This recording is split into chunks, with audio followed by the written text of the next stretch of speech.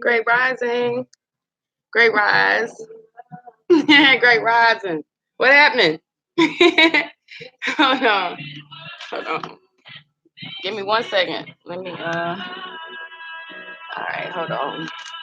All right, great rising. Great rising. Ozzy Potter. God damn it.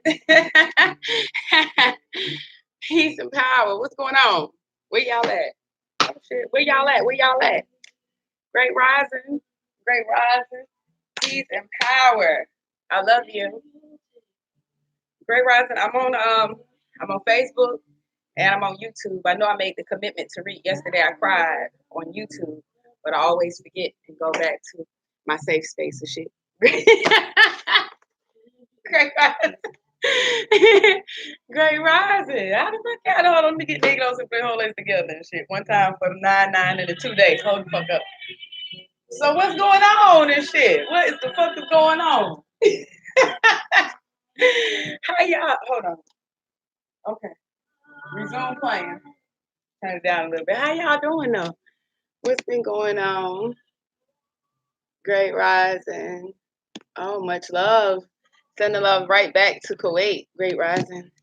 Shaka Shakur, don't start that shit. Shaka Shakur, don't start that shit. Don't start that shit, man. Ain't nobody snoring. Great rising, peace and power. I love you all.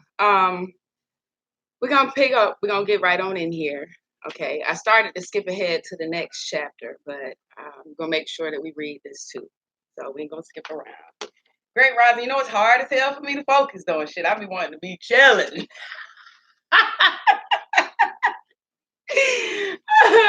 My children say, Mom, do you read anymore? Do you make earrings anymore? Listen, the last month has been had been slumber party oriented. That's where my mind had been for the most part. I still did what I could, but definitely great rising, great rising, great rising. Let me get some water and shit. So we need to read, y'all, because it don't take shit for me to not to lose focus. So we're gonna do this. We need to do this the right way. Feel me? If we're gonna do it, we need to do it right.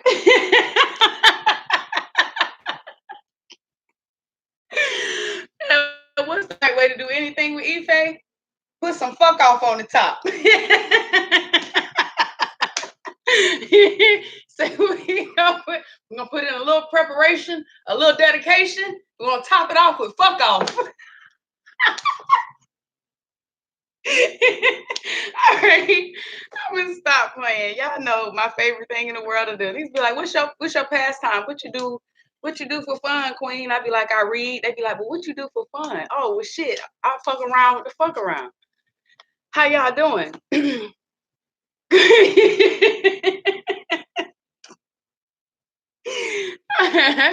All right. Great rising. Fazi parer, mi amor. Mi amor. All right. Let's get right on in here. It's hard to focus though, because I just enjoy you. And so it's all right though. We focus. We're gonna pick up on the page. We reading Yesterday I Cried, Ayana Van Zandt. Okay. If you're looking to fuck around with the fuck around on a regular basis, inbox me so you can join us on Patreon, where we have fun, but healing is always the priority and love is the one rule. Okay. All right. We're picking up on page. I'm gonna start at the last paragraph of page 80, and then we're going from there. All right. All right. Let me turn this down. Grandma's meanness had become seasoned with age. With no one around to watch, Grandma was in rare form. If Rhonda's homework wasn't done fast enough, she got tapped on the side of her head. If she didn't get all the soap off the dishes, she got backhanded across the face. If Rhonda ate too fast or asked for seconds, Grandma would scream at her. Ray, however, got to eat all the Oreo cookies he wanted, whenever he wanted, at whatever speed he wanted. By the time Grandma had been in the house for 3 weeks, Rhonda's nerves were frayed, her hair was falling out, and Net started getting sick. Somehow, Net figured out that Grandma was the reason behind Rhonda's balding head and her own upset stomach. Ah, listen, Okay, I ain't gonna get too distracted because it's been a while since I read and I said we was gonna read, but there are a lot of men and women that suffering from hair loss fairly early, and they've just charged it to my daddy lost his hair early, but your daddy didn't lose all his hair at 21, son. you know, some of us out here looking like alopecia patients, and it's solely because our husband is out here hoeing. Okay. Remember, anytime anything goes on, at least it's easier for me to assess myself. When anything happens in mind, body, or spirit, I trust that it has impacted all of them. So if you hurt my feelings, okay, I'm not going to rest that, oh, she hurt my feelings. I need to find out how that hurt was translated, how my body received it, how my mind received it, and how my spirit received it. And I owe the Trinity, I owe the Trinity a healing. Each of them have to. My favorite example is the very first time a man hit me and my eye was black. I was able to go back to work after 2 weeks and people could barely see it. But I still wear the scar. You feel me? I still wear the scar. Still, so if a man get close to me with his hand raised, I'm almost certain that like a dog who's been abused, I'm almost certain that that'll be my natural response. Okay. Um, anyway, so here, Net has figured out that the reason that her stomach is hurting is probably the chemistry of interacting with grandma, who's pretty negative, very toxic, and abusive. And also, the baby now is beginning to lose hair.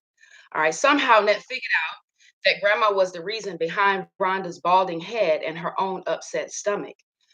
This is Yesterday I Cried by Ayana Banzan. Knowing what the impact would be on her family, she refused over time and started coming home on time. It was a signal to grandma that she was no longer needed or welcome. I'd rather starve to death than have that old bat in my house, Net told the children. It was her way of explaining their steady diet of potato soup. Even during the worst of times, Friday night was the best night of the week.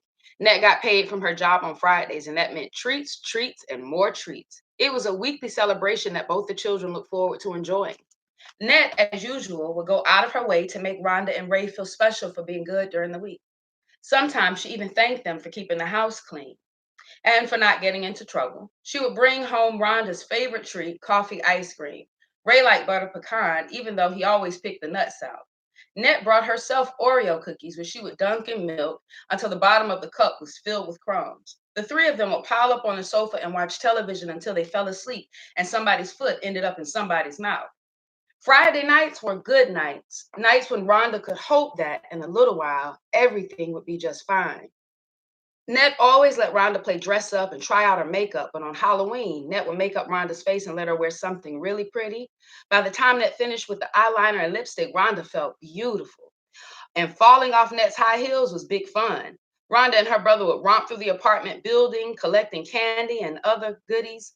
When they returned, they would divide everything equally between them, picking some things away in plastic bags for later. One Halloween, just before the children went to bed, a real ghost appeared. Daddy came home for his weekly visit. Daddy took one look at these children whom he had not seen in a week and for whom he had barely provided all their lives and asked his wife if she had lost her mind. What the hell is wrong with her face? What did you do to her? Daddy demanded of Net. It's just a little makeup. They went trick or treating in the building. Net shot Rhonda and her brother a quick go to bed glance, but neither child moved. Daddy was ranting and raving about being sick and tired of Net trying to influence his children against him. When Net jumped up from the chair and snarled at him, "You know what you can do for me, don't you?" With that, she snatched both children by their arms and stomped down the hallway. While Net removed the makeup, she told Rhonda that she really did look pretty and that she was glad they'd had a good time. She put Rhonda to bed. Rhonda was too excited by the day's events to sleep. She remembered Net putting the lipstick case on the edge of the sink in the bathroom. Intrigued by the golden wand that magically put color on your lips and made you pretty, Rhonda crept into the bathroom to retrieve it. Back in bed with the magic color wand, she realized she had no mirror. So she made another bathroom run to get Net's two-sided mirror that was kept on a hook next to the medicine cabinet. An 8-year-old standing in the dark on the toilet trying to reach something that is too high up is an accident waiting to happen. In this case, it was Rhonda knocking the bottle of Listerine to the floor. The big bottle crashed to the tiles and shattered into 1,000 pieces. The crash made the already angry daddy angrier. Chances are Daddy wasn't mad about Rhonda getting out of bed or the Listerine bottle being broken or the lipstick on the sheets. Chances were better that daddy was shamed by having to sneak into his own home at night to avoid the landlord, or that daddy was mad because he hadn't hit a number in months, or that he was frustrated by having to be so careful writing numbers he was on probation and didn't want to go back to jail. Whatever the underlying reason, daddy was on his way down the hall in rage and needing to take it out on someone, anyone. Lipstick on the clean white sheets, broken glass on the black and white bathroom floor, gave him an excellent excuse to take out all of his rage, his fury, his frustrations on his 8-year-old daughter. Rhonda tried to escape daddy's grasp by running back to her bed and hiding under the covers. He came and got her. There are spankings, there are whippings, and there are beatings. The beating Rhonda received that night at the hands of her father was the talk of the neighborhood for weeks. The beating Rhonda received that night resulted in her lying senseless in the bathtub. It is not unusual for an angry adult to take their frustration and anger out on a child. Hold on 1 second. Let me see if I can get this out of the way. Hold on, my computer doing some crazy shit. Hold on. Um, okay, yeah, that's peace. I know that me personally, because I have children, when I go, when I found myself in new relationship with a man outside of their father, the issue of discipline has always come up. And for me, even with their fathers, I get discipline, but I believe that it has to be balanced in love. So I'm not okay if you allow things to build up and then like go ape shit. Like, communicate with these babies the entire time. Instead of the only, like I tell my not husband, um, she knows what will happen if you walk into the house and the house is not clean. She knows exactly how you'll respond if she reaches to hug you and you can smell that she hasn't showered and she's sweaty, but she doesn't know what the inflictions are like when you read to her because you haven't. She doesn't know how good you are in math because you haven't sat with her to study hers. So when you discipline, you have to know that, remember, if you might be applying the same force, okay, in body as me, but in mind and spirit, your disciplinary action is reaching a lot deeper because you haven't balanced your shit with love. You understand? So if you haven't been around long enough to love on them, if you ain't put enough love in the love cup, no, you don't need to drizzle the discipline juice on my babies. Right? I recognize that like it's easy for me, and it's taking practice. It's easy for me now to listen and know when I'm talking to people and when I'm talking to pain. I don't want pain to interact with my children. Okay. I don't want pain to interact with my children. So if you've had a bad day, chill out. Okay. Just chill out for a minute. Take 5. All right. Take 5. Imagine that. Instead of putting the child on timeout, you just put yourself on timeout just for a few. I know people be like, I don't know how to meditate, queen. You know how to sit the fuck down, though, don't you? You know how to be the fuck quiet, too, don't you? Put them bitches together and see what you get. I love you. All right, let's keep pushing. Um, it says Rhonda tried to escape her daddy's grasp, and that night she ended up senseless in the bathtub.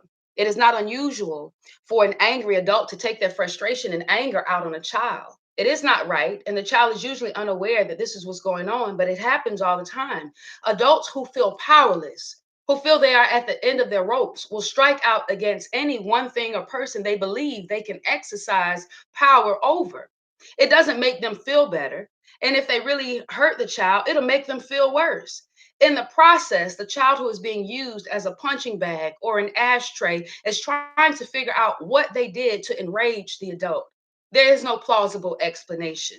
The adult can profess to be sorry, promise never to do it again, but it doesn't matter. The child is wounded, sometimes physically, and in all cases, emotionally and spiritually. I recognize also that the way I was raised, my mother and father believed that balance was in one parent beating your ass and one parent sliding in to kiss you and make it better. After being in abusive relationships, my first 3 long-term relationships as a single adult woman were abusive relationships, physically, spiritually, emotionally, psychologically, financially abusive. And it was always okay because he followed the ass cutting with, I love you. I'm sorry that I had to hurt you. It's important that I teach you so you do differently, but know that I love you and I only discipline you because I love you. If I didn't give a fuck about you, none of this would happen. Okay? And this sounds familiar. I've grown up with this. Get your ass beat. Catch this. I'm sorry I had to beat your ass. And you know why I beat your ass, right? Okay, well, then we good. And that's the pattern. I don't want that to be the pattern for my children. I say all the time, I want them to know the very first time that somebody hits them that this shit ain't right. If it ever happens, the first time it should catch them off guard so that there is no doubt that this is not normal. Okay, this is not healthy and I should get away. And that's peace. They know, they know, they know, they know. Okay, do they? You just got to keep pushing and hope they get it. I hope they get it. But I certainly don't want my children used to those patterns. And so it's important to me that I don't put them into practice when they're at their most impressionable ages. Rhonda's father became even angrier when his wife tried to pull the child he was beating, his child, away from him. He became angrier still when he saw his son standing in the closet, staring at him in horror and knew he was powerless to change the image of himself he saw forming in his own son's eyes. Daddy's sense of powerlessness led to such frustration that he continued to beat Rhonda until his unbelted pants fell down. Despite the fact that the pants around his ankles made it hard for him to move, he continued to beat the child until she had slumped to the floor unconscious. Her eyes were shut. Her lips were swollen. Her nightgown was torn. Her arms, legs, back, and face were covered with large welts and streaks of blood. Somehow, as Daddy had become more and more exhausted, Net managed to pull Rhonda away from him. She dragged her into the bathroom and locked the door. Net filled the tub and placed Rhonda in the warm water. She left her only for a moment to speak with the police who had been called by a neighbor. When Nat returned to the bathroom, Rhonda was regaining consciousness. She didn't cry. She grabbed onto Net and held on for her life. Rhonda always felt that Net was her only chance in life. Tonight, she knew it for sure. Net rocked and rubbed and consoled the battered child, then whispered in her ear, mm, mm, mm. Hold on, Queen trying to see past the tears. Why don't you listen? Your daddy loves you, but you must learn to listen. Rhonda learned a powerful lesson that night. Frustrated, angry people will hurt you. And if you don't know what angry people want you to do, then they'll hurt you very badly. And it'll be your fault. Something had to be done. And when something has to be done about the way you're living, children must be the first consideration. The marshal was coming within the next 72 hours to put Rhonda's family out on the street. Net hadn't seen her husband in 3 days. She needed help, and that evening, when she picked the children up from their afternoon caretaker, she decided, she decided to ask for that help. Nadine was short and round like a pumpkin. Though the exact family line had never been explained to either of them, Rhonda and Ray called her Aunt Nadine. They spent every afternoon with her after they had been dismissed from school. Rhonda thought she was nice enough, but not nice enough to live with. Ned explained to Nadine that she needed 6 to 9 months to get back on track and that she was going to live with her sister in a small one-bedroom apartment. Nadine owned her own home and kept children for a living, and she'd be more than happy to keep Rhonda and Ray. After all, she said, it was her own flesh and blood they were talking about. Ned promised it would only be for a few weeks, 2 months at the most. Although it ended up lasting 5 years, it wasn't all that bad. In fact, there were times when it was rather fascinating for Rhonda. It was the first time she lived in a house. As far as she knew, the only people who lived in real houses were rich people like the ones Grandma worked for. Nadine's was a two-story house with a finished basement. There were two televisions on the parlor floor, one in the basement, where there was also a bar with, hold on right quick, hydrate, hold the fuck up. Mm. Mm-hmm. Hold on, lost my page. Okay, there were two televisions on the parlor floor and one in the basement, where there was also a bar with stools, a record player, and a complete set of living room furniture. It was called the family room. The most exciting thing was that the house also had a backyard. This is also random, but in the spirit of gratitude, okay, giving thanks. I was watching Dracula, and I think at some point, I'm pretty sure it was Dracula, and at some point he ends up in the average person's home, just talking to, fuck, my house. He's talking to a regular woman in her house, and he's like basically saying, "Oh shit, I have stumbled upon royalty." And she like poor and shit like us, like living check to check and shit, barely can keep the Wi-Fi on, I'm sure. And she like, nigga, where? He's like, man, looking at the shit like microwaves and TVs and cell phones and shit and cars and shit outside. It don't matter if they buckets, the motherfuckers got wheels and they go and shit. Did Dracula live when the bitch had to rode on a horse? Dracula was there when the only mode of transportation was a magic carpet. So he's looking at this shit like any king or queen would be proud to be here. And that shit hit me like a bag of bricks. Like, oh my God, here I am thinking, I wish I had an Alexa speaker instead of my Google speaker. You know what I mean? Here my daughters are wishing they had iPhone Pro 11s instead of iPhone 7s.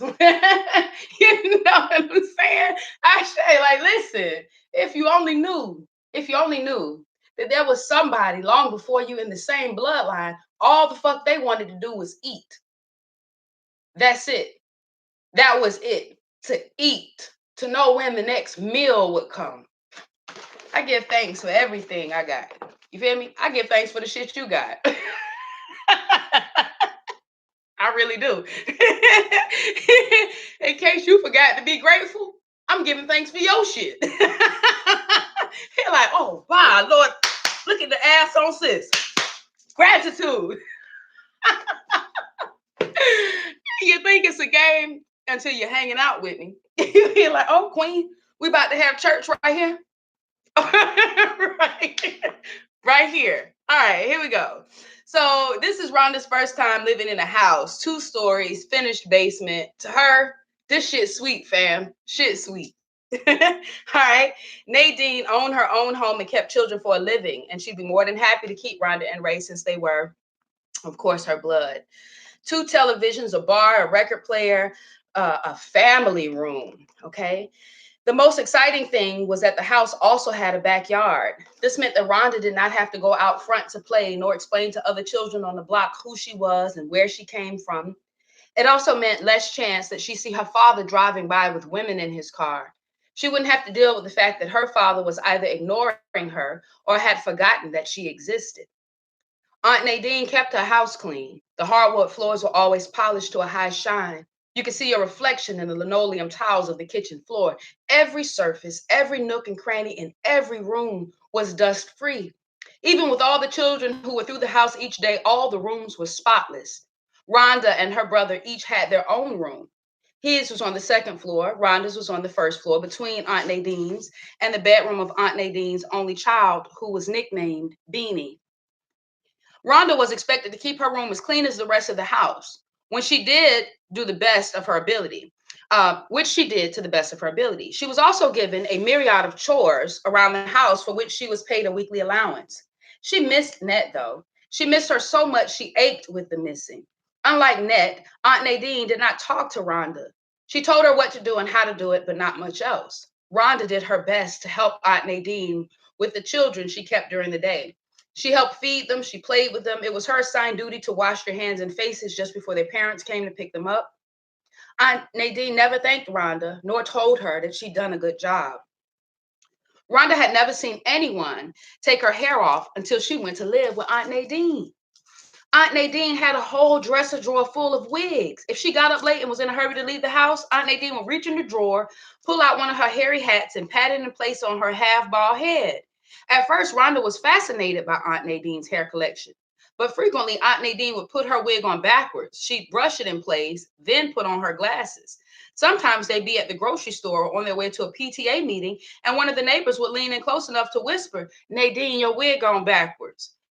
Whenever and wherever this happened, Nadine would reach up, spin the wig around, and pat it into place, and Rhonda would be mortified. It was It was bad enough that the person who went to speak to the teacher on your behalf had a different last name from yours. But when she would adjust her hair in full view of the public, moving her bangs from the nape of her neck to the proper place on her forehead, it was more than a child could bear. By age 10, Rhonda was ashamed of her own increasingly overweight body and of the fact that her own father would drive past her on the street and not even speak. And on top of all that, she had to deal with the fact that her aunt, who really wasn't her aunt, and and purported to be her mother, walked around with her wig on backwards. Rhonda missed Ned terribly. She felt she'd been ripped apart from the only person who had ever shown her love, the person she believed to be her real mother. As long as Net maintained contact, Rhonda found ways to fill the moments of separation. But as the months and years passed, Net's visits were less and less frequent. Rhonda had to work at getting the people she now lived with to notice her, to speak to her beyond the obligatory daily greetings. No one ever kissed her or hugged her. It was incredibly hard being in a place where she didn't feel she belonged, where she didn't feel loved or wanted or pretty. With Net gone, there was no one to talk to her, to explain things to her. It was no wonder her hair started to fall out again. Rhonda had gone bald at her temples, at the back of her head. So, besides teasing her about her weight, the other children made fun of her hair loss. If Aunt Nadine had paid her any, she might have prepared Rhonda for sent to school wearing an auburn wig. She was teased, talked about, laughed at, and pushed around. Her teacher asked, "Does your mother know your hair is red?" Several boys chased her halfway home, threatening to pull the wig off. Aunt Nadine's response was to put more hairpins in the wig to keep it in place in case somebody actually does try to pull it off. "Stop your crying," Aunt Nadine told a weeping Rhonda. "It's better than nothing, and it's certainly better than being bald." Eventually, the kids at school got used to the wig, and so did Rhonda. Every week, Rhonda got 100% on the spelling test. She got an A on every book report. Rhonda was so smart in school, the other children began to see her as potentially useful to them. Aunt Nadine's daughter, Beanie, had introduced Rhonda to African culture and African dance. Rhonda, in turn, shared all she learned from Beanie with her classmates. It made her popular in school, and she was no longer teased about the wig or the smell of sulfur based hair growing concoction that emanated from beneath the wig. Saturday nights were when other family members came to Aunt Nadine's to play cards, drink, and fight. For Rhonda, Saturdays were when she and her brother got money from total strangers who claimed to be their uncles and aunts. It was the day she and Ray got to drink all the leftover Coca Cola and club soda. It was the day when Rhonda got updates on Daddy and Net, filtered through curse words, smoke, and alcohol. She hasn't called in a week. Next time she does, I'm gonna tell her a thing or two. Who does that yellow bitch think she is? She thinks she white. That's what she think. Why she waste her time raising a dead woman kid? She don't care about them one bit, not a bit. Well, neither do he, and they his kids. Why should he care about them when he's busy making new ones on the other side of town? He can't feed the ones he already got. What kind of fool ass woman to have children with a man who can't feed the kids he already got? Don't act like you don't know how some women are. They'll do anything. I do mean anything to keep a man, especially a good looking one. The grown ups who came to the Saturday night basement parties always got drunk enough for their tongues to get loose, enough to say things they wouldn't say when they were sober. In fact, they were drunk enough to forget that the children they were talking about were listening. Children and who they belonged to was not the topic of conversation. They also talked about each other. It was not the only topic of conversation. They also talked about each other. One drunken person inevitably said something outrageous to another drunk person in the group. By 10 o'clock, somebody would slap or threaten to slap somebody else in the face. Aunt Nadine, the shortest and smallest one in the group, usually started the fight. I know the little ones be pistols, yo. Oh shit! I had a friend in high school. Listen, baby girl had to be 50 pounds wet, and she had more smoke. Like, I've been used to getting bullied. These niggas been calling me fat and black my whole motherfucking life. Now we in high school, and your skinny brown ass get my big black ass beat. I know you ain't talking about my motherfucking friend. Hold up, nigga. Yes, they talking about your motherfucking friend, bitch. Come on. They've been talking about your motherfucking friend since 6th grade. We good. We good. We good. Shit. What? Ife ain't never been no fighter. Shit. Ife got a lot of flight though. She get the fuck on. Oh shit. Ife get the fuck on. Like, girl, it don't matter what he's saying. My mama was a punk ass motherfucker too. That's why she trained me like that. On Friday, he like, but you live to fight another fight. Mama like, listen, you might not make it. You might not make it, baby girl. Just run. Just try to talk your way out of it. If that don't work, run. Oh, true shit. All right, we're gonna try to focus. We're gonna try to focus. All right. Whew, the drunken fights. All right, here we go. Aunt Nadine, the shortest and smallest one in the group, usually started the fight. She would insult someone's husband or call someone a nasty name. Before long, someone else would jump in to defend the offended party, and a free for all would start. Wigs flying, bottles crashing. Rhonda thought it was funny, but sad too. If it hadn't happened every weekend, she might have thought it was exciting. It was Rhonda's second lesson in domestic violence. She thought it was just the way things were and felt powerless to do anything about it. Little girls learn a lot. Little girls learn a lot from the women they grow up around, whether they are related or not. Older women are like midwives who assist in the birth of a young woman's consciousness. I need you to hear that shit. Little girls learn a lot from the women that they grow up around. And we talk about little girls, but we have to understand that our little boys learn just the same. Okay, we have to understand. I tell you, I've told you before about a neighbor I had, and I would hear her on the phone talking to her son's father. She have two boys, and she'll be like, fuck nigga, you bitch made nigga this and bitch made nigga that. You a hoe, fuck you, and all of this other shit. And I'm thinking, listen, this is outrageous. This is outrageous. Your children will grow up and this is what they will believe is the baseline or the normal line for a woman. So when they meet an honorable woman, they won't recognize her except if they break her down and destroy her so that she becomes as ratchet and as not righteous as mama was. You feel me? Gotta sabotage it just to make it look like something I'm comfortable with. And our daughters are the same way. We must be mindful of this. We must be mindful of this. All right. Little girls learn a lot from the women they grow up around, whether they are related or not. Older women are like the midwives who assist in the birth of a young woman's consciousness. It's not just what they do, it's who they are and how they demonstrate who they are. That provides a young woman with womanhood training, so to speak. My life is a rite of passage for my daughters. When I think about my sister Tawana, like, wait a minute. It's cool. I've been making earrings for a few years, and I've invited my daughters to help with the business and help with the crafting and help with the beading. And they be like, nah, you good. Nah, we just gonna get on TikTok, renegade. I'm like, and I'm thinking, damn, if I had started early, if I had required it, if I had demanded it, then maybe they would have it. My sister Tawana's baby is 2. She may be 3 and she's already ready to catch a baby in a delivery. You understand? She's watching her mama birth babies and shit. And this is, of course, birthing something in her. All right. It's, of course, birthing something in her.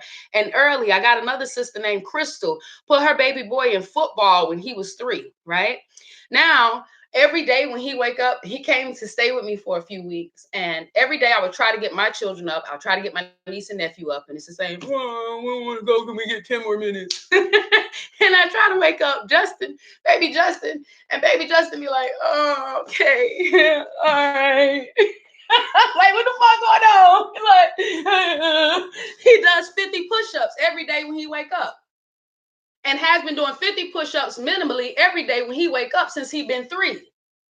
You understand how that's birthed something in his consciousness? When Justin is a 33-year-old man married with children, he'll probably wake up and hit the deck first. Understand? It's important that we recognize that our lives are not our lives alone. Some of us get the concept that once you agree to have a child, once you become a parent, that you've made this, this great sacrifice. I need you to understand that the sacrifice has already been made for you. Like, bro, yeah, you owe that. You owe that. You don't have to have your own to be impacting their lives. Um, yeah, do your part. Do your part. Do your part. This and then I promise I'm gonna go. I was talking to my sister last night while we were doing hair, and she read some article or maybe a meme. I don't know. She was on her phone and she laughed out loud. I'm like, what is it? She's like, this says that why baby boomers are stocking their bunkers for the coronavirus, millennials are buying bathing suits off of Wish and Amazon. Millennials are buying bathing suits and getting cheap flights to the places where the virus is. Like, what's going on? And I just started crying, and she's like, "You good?" And I'm like, these are babies, yo. They don't got no fear. We did this. All right. I get it that my grandma, my great, one of them greats grandmamas was probably having to fight the tail end of some desegregation and all that shit. And so it made my grandma want to have a one, it made my grandma want to solidify herself. My grandmother went from being a prostitute, an alcoholic, and a drug head to being a to being a nurse. Okay, she would be a nurse, then she would be a surgeon.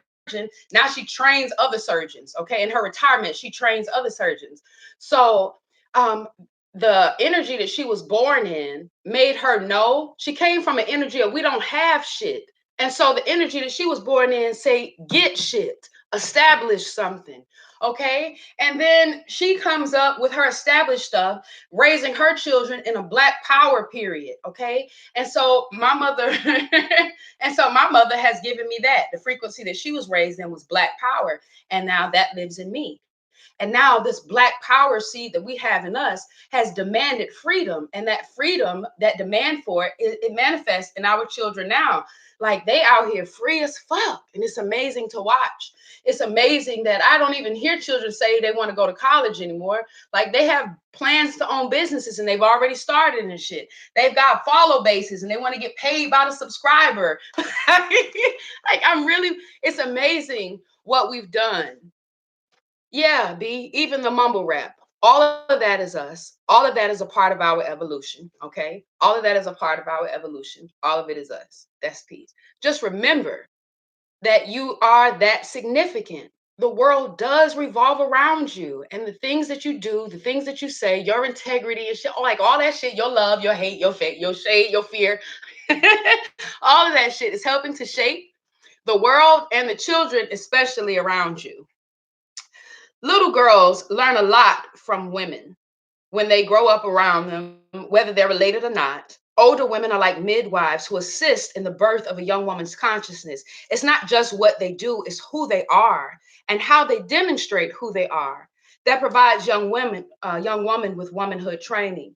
Young women and girls learn about themselves and what it means to be a woman by watching the older women in their lives at home. They watch how and what they cook.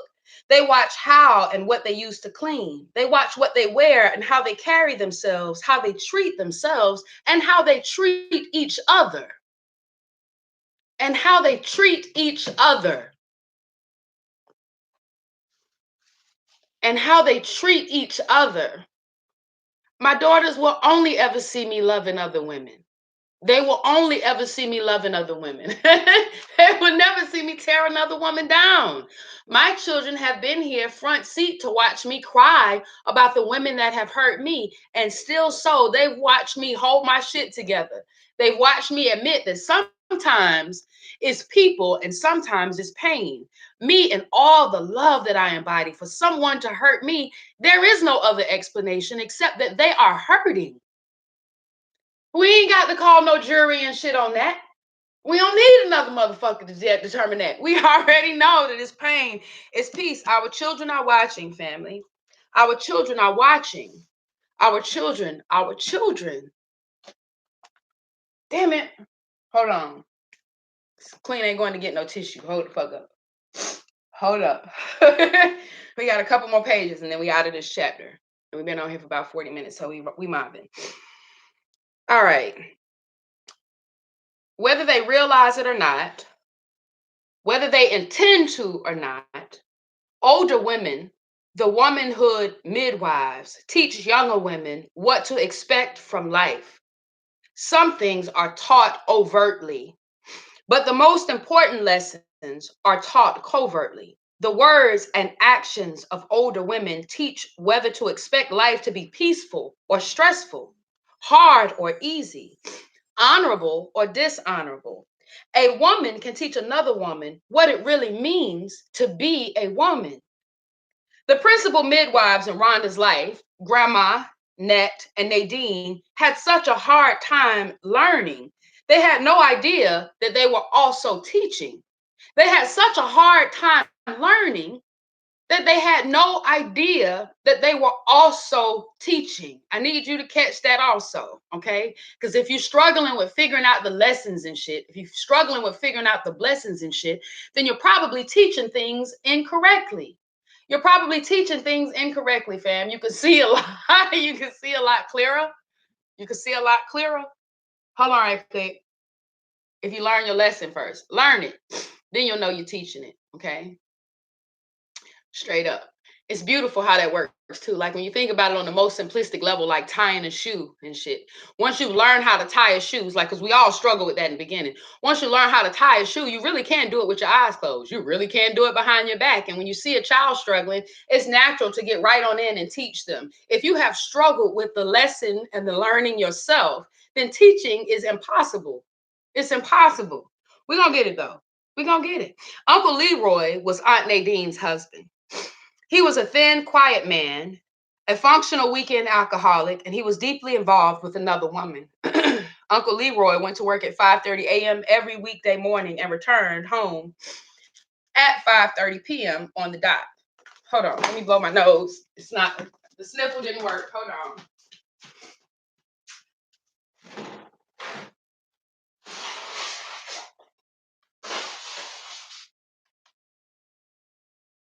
Okay. Okay. All right. We almost there. Hold on. Okay. Great rising, great rising. If you just got here, great rising. We're about to wrap up, but great rising. Glad you could make it. Uncle Leroy was Aunt Nadine's husband. He was a thin, quiet man, a functional weekend alcoholic, and he was deeply involved with another woman. Uncle Leroy went to work at 5:30 a.m. every weekday morning and returned home at 5:30 p.m. on the dot. He would mumble a greeting when he came in, take a bath, eat his dinner, and go to bed. Uncle Leroy went to bed. Everyone had to be quiet and creep around the house to avoid waking him up. But on Friday nights, Uncle Leroy never came directly home. And on Saturdays, Uncle Leroy would show up after the basement partying was already in full swing. Rhonda knew why, and so did Aunt Nadine. Uncle Leroy had another woman on the side. He knew that Aunt Nadine had a habit of driving by the other woman's house when he wasn't home on time. If she saw Uncle Leroy's car parked outside, she returned home and start calling his girlfriend until the woman kicked him out and made him go home. Until he get off with just that smug look that Rhonda saw on Aunt Nadine's face when he came in, dragging his tail between his legs. Occasionally, if someone at the Saturday night party made a snide remark about his absence in front of Aunt Nadine, Uncle Leroy would wind up with a denoted hood or a broken windshield on his new Lincoln. Uncle Leroy would wind up with a dented hood or a broken windshield on his new Lincoln. Adults who talk about and in front of children as if they don't exist were not the problem. Uncle Leroy getting drunk every single Friday night was not the problem either. What happened when Rhonda was left home with Uncle Leroy drunk while Aunt Nadine went to play bid whisk was a problem. One that was impossible to understand, impossible to accept, and impossible to live with. We're going to keep going just and close out an hour. So we're picking up on chapter 5. Okay. What's the lesson when you are poor, ugly, and feeling bad? This opens up with a quote by Paul Ferrini from In Love Without Conditions. Like all your brothers and sisters, you suffer from a basic sense of inadequacy and unworthiness. You feel you have made terrible mistakes, which will sooner or later be punished by humans in authority or by some abstract spiritual authority like God or karmic law. Brothers and sisters are expected to love one another. It is also expected that when life gets hard, siblings will hold on to each other and support one another through the rough times. Rhonda loved her brother Ray. He was 2 years older than she was, and he was her hero. It was doubtful, however, whether he felt the same way about Rhonda. How Ray felt about himself, his life, or his life circumstances in which he and his sister found themselves was a mystery. Ray never spoke about how he felt except where his father was concerned. Ray hated his father. He was not shy about letting everyone know it. Ray would rant and rave so vehemently, he would bring himself to tears and sometimes to the brink of an asthma attack. Rhonda had not yet gotten to a point where she hated Daddy, but she would listen to Ray just to be supportive. She didn't know for sure what Ray's reasons were for hating Daddy. He never told her. Perhaps she thought he hates him because Daddy is so distant and angry. Maybe it's because he always criticizes and chastises Ray. Daddy's pet names for Ray were Punk and Sissy. He would push and punch Ray to toughen him up, but this was never balanced with much needed guidance and support. Maybe it was time he'd watch Daddy beat Rhonda into a state of, maybe it was the time he'd watch Daddy beat Rhonda into a state of unconsciousness. Or maybe it was the normal male rivalry that exists between boys of a certain age and their fathers. Rhonda knew that Ray was sick and tired of the war stories, the white man's out to get you stories. Rhonda didn't understand having so much hate for one person. She never asked her brother why, and he never tried to explain. As far as Rhonda could see, her brother had absolutely nothing to complain about. You better stop talking about daddy like that, Rhonda would caution her brother. But she was so glad to be having a conversation. She'd take advantage of Ray's anger just to keep the lines of communication open. Why? Why should I care about him? He don't give a damn about us. Ray was angry in his response. Yes, he does. He's just busy. Wow. You're so stupid. Ronnie, you stupid as he is. Ray and Dad were the only two people who called Rhonda Ronnie. Grandma usually called her a pain in the ass, and Daddy, when he was around, called her lamb chop. But lately, stupid seemed to be Ray's favorite name for her. What are you complaining about? Didn't he buy that bike for you for your birthday? He never buy me anything. That cheap piece of shit, he probably found it on the street or in the garbage. Probably got it from one of his women. That would always get Rhonda's attention. What women? Were the rumors she heard at the Saturday night card parties true? See, stupid, you don't know shit. You see him driving up and down the street with the women in his car. Who do you think they are? They not our mother because she dead. Ray knew what effect his words would have. Our mother's not dead. Ned is our mother. She's our mother, and you know it, Ray. This was Ray's cue to back off. You so stupid, Ray would say as he headed toward the sanctuary of his room. She is to our mother. Yeah, right, stupid. Get out of my face. You so dumb it's unbelievable. With that, Ray would shut his bedroom door, leaving Rhonda fuming in the hall. Rhonda didn't know what Ray knew for sure, but she knew it was more than he was willing to share with her. It wasn't Ray's fault that people liked him better than Rhonda, or that Grandma let him sleep in her big four-poster bed while Rhonda slept on the floor. He could hardly be held responsible for the fact that his sister was accused of asking too many questions, talking too much, and generally getting on people's nerves. What was he supposed to do when his sister was being beaten or punished for doing something that he had warned her not to do? So he ate the cookies Rhonda couldn't have because she was being punished or beaten, and he enjoyed his television programs while she had to sit on the floor in the corner. It wasn't his fault that his mother had died or that his father was an angry, distant man who barely had a kind word to say. Like his sister, there was little Ray could do about any of that. What he did do was stay out of everyone's way and kept his mouth shut. Besides, he had his own problems. For the first 12 years of his life, Ray's biggest problem was staying alive. His silence was in part created by his history of having asthma. Whenever things got really bad, Ray's asthma attacks would render him speechless. When Ray was having an asthma attack, he simply had very little to say. He always said good morning and good night. He answered when called by name, but as far as general conversation was concerned, Ray was mute. It didn't matter to Rhonda. She loved him no matter what. But she also knew how to get a rise out of him. If she took his toys or stood in front of the television or pinched him while he was doing his homework, then he'd have something to say. Leave me alone, Ronnie. You're such a baby. I wasn't bothering you. Word two was not baby. You're just a big crybaby. Crybaby, crybaby, crybaby. I'm not a crybaby. R2, I'm telling. And Ray would scream at the top of his lungs. Ronnie's bothering me. She won't leave me alone. Once Ray started hollering, some adult would come into the room and either slap Rhonda or order her to leave the room. The consequences of their sibling rivalry were consistent. Rhonda was always the one at fault. She didn't care. Once the adult had left the room, she would go right back to teasing Ray just for the sake of conversation. But she did understand that if she upset Ray too much, he might have an asthma attack. Ray's asthma attacks were a source of devastating fear and turmoil for Rhonda. Quick interjection. Remember, we're talking again about anything that's occurring in the mind, the body, or the spirit, right? Anything that's occurring in any of the one, and considering the impact or the toll is taken on each part of the Trinity.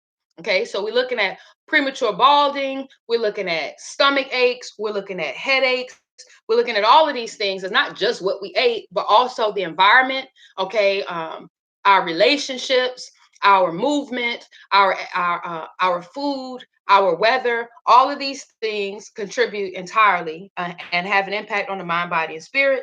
So it's peace to recognize.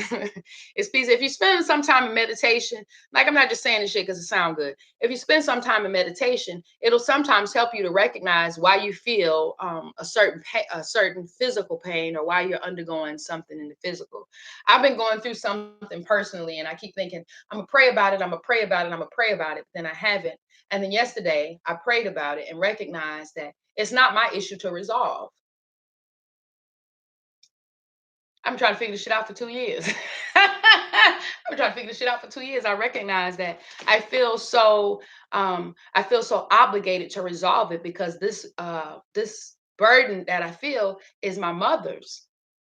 I didn't recognize that. All I knew is that if I didn't do something, I feel like I can already see it starting to pressure my children. I got to get this shit clear. I got to understand it so I can make it make sense for them. When I realize I can't make sense of this thing that's happening until I can make sense of my mother's life. There are some ideas and some things that I witnessed as a child that I probably cultivated incorrectly. Okay. Probably cultivated incorrectly. Not to put my business in the street, but one of the things is I felt like growing up, I felt like I watched both of my parents, um, although they were married, happily married, I watched both of them have sex with other women. And I could be wrong. Okay. I'm going to talk to my mom about this also.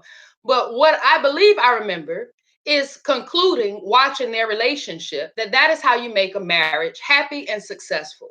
The man sees other women, the woman sees other women, and sometimes they see other women together. Okay. And so when I got married, I saw other women. I encouraged him to see other women. I brought him other women.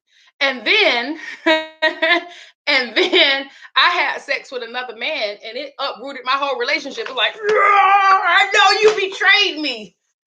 I was confused as fuck. I'm confused as fuck. I'm thinking, like, I thought I had did good.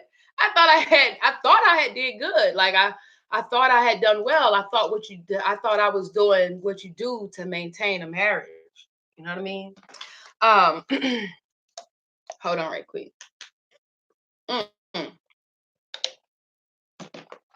So here again, before I do this in my own marriage and my children watch me and then fuck up their marriages doing the same thing, it'll be peace if I go back to my mother and ask, okay, this is what it looked like and this is what I remember. Can you tell me what actually was happening? Can you tell me, can you help me to make sense of it?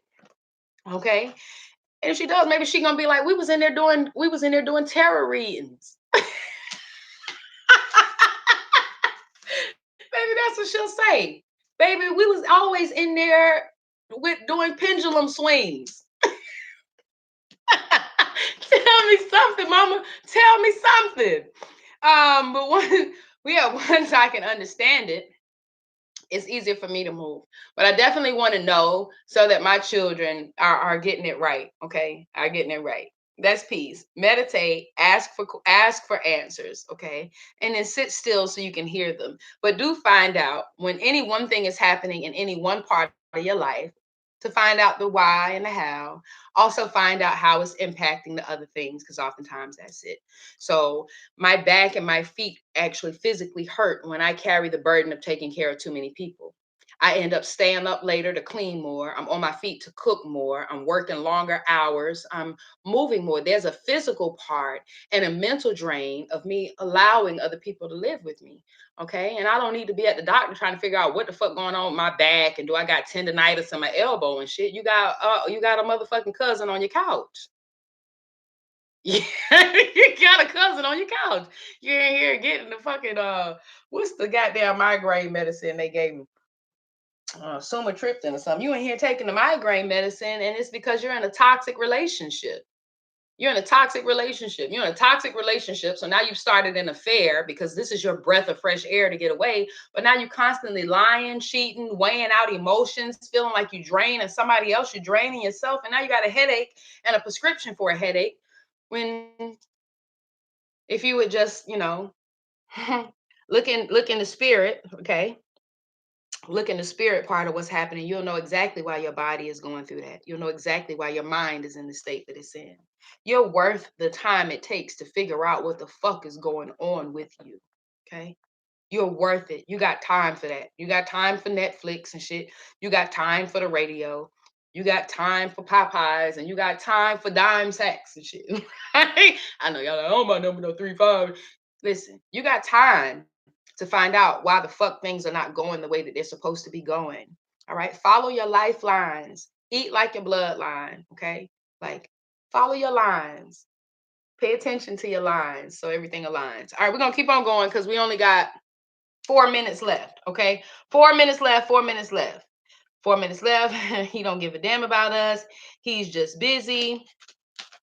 The card parties. It's true. Crybaby, crybaby. Give me a second. I lost my page. So they might have an asthma attack. Ray's asthma attacks were a source of devastating fear and turmoil for Rhonda. So far in her life, Ray had been the only constant. When Ray was gasping for air, Rhonda tried not to bother him or ask questions. Ray's chest would swell 2 or 3 or 4 times its normal size. His eyes would run, and the wheezing sound of his attempts to breathe would fill the entire room. Rhonda would sit as close as she could to him without causing him more discomfort. She would pass him clean tissues and collect the dirty ones. If Ray was having a really bad attack, one of the adults would put a big lump of Vicks Vapor Rub in the humidifier, and Ray would sit as close to it as possible to let the soothing steam fill his chest. Because Rhonda was on tissue duty, she got to sit in the warm mist with her brother. If Ray needed something like water or orange juice, he would try to speak, but his words would come in painful gasps. So he and Rhonda developed a code. A flipping hand meant something to drink. Rubbing the nose or eye, yeah, that's peace. Sis, I'm glad you pointed out. If you eat like your bloodline, and I don't mean like I know motherfuckers is on the ketosis shit, and they're like, well, I'm old, so I can't eat collard greens, but I can eat busted greens. Oh shit, I love it. Except the same motherfuckers who told you what blood type you are lie to your ass about every motherfucking thing. Every motherfucking thing at every motherfucking turn. How the fuck do you keep believing they shit? That shit blows the fuck out of me. Like you got so much love and honor for the man. Because if a nigga ran that shit on you, if a nigga ran that shit on you, wouldn't believe it. A nigga can't tell you one white lie and you let that shit go. These motherfuckers have lied to you about your God, B. They done lied to you about everything, my nigga. And you're like, yeah, let's do a 23 and me and eat the ketosis, a type O blood diet. Fuck out of here, B. They don't even offer you the food locally to sustain you. Oh shit. At some point, I just gotta be amused. It's like watching a horror movie and shit. Be like, bitch, don't go that way. Bitch, don't do it. Don't damn. Like, okay, I get it. So you got to do this just for my entertainment. I haven't watched the movie like, okay, clearly they put that part in there just to get 30 extra seconds. Come on, fam. You be having me rooting for you over here like reconsider. Your bloodline, where your people from, what foods are rich there. Those things will make you the most rich. Okay. True enough, your healing is everywhere. God looked out for you that way. Nature, whatever the fuck you call God. Where things that heal us are available to all of us. The things that heal us are available to all of us. So sour sop ain't the answer if sour sop ain't where you at. But it does help us and it strengthens us to eat like our bloodlines. It also helps us to work out based on our body lines. Like you can see your physique. Like I'm gonna just say it because I'm just gonna say it because I can. You know what I mean? There are men who are fat, and you can tell that if they worked out, they would be beautiful and they would be healthy. Okay. And beauty does matter. It ain't an issue of vanity. The sun is beautiful, the moon is beautiful, trees are beautiful. Yo, you a part of the shit. You supposed to be beautiful. You're not supposed to look like a chemical reaction. You're not supposed to look fat. You're not supposed to look sick. You're not supposed to look nearly dead.